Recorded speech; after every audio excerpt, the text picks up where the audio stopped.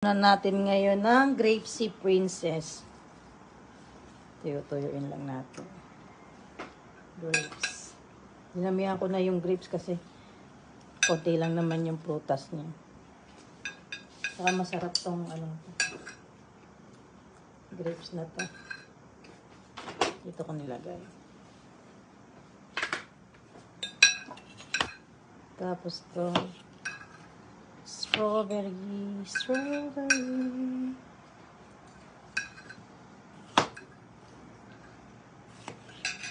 Ay, 2 fruits na lang pala yung papabahan ko sa kanya kasi marami naman yung grapes.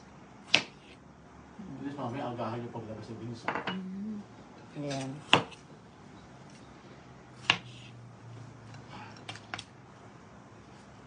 Ayan. Okay na to. 2 fruits lang. Eto na rin. Nilagyan ko siya ng crackers. Hindi siya crackers. Ito. Tapos itong mga nuts. Mas favorite daw niya yun. Kaya ito na lang. Tapos, pabaunan ko rin siya ng mango.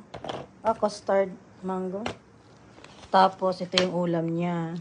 Tapos, chicken, deep fried chicken. Fried rice yung rice ni Princess.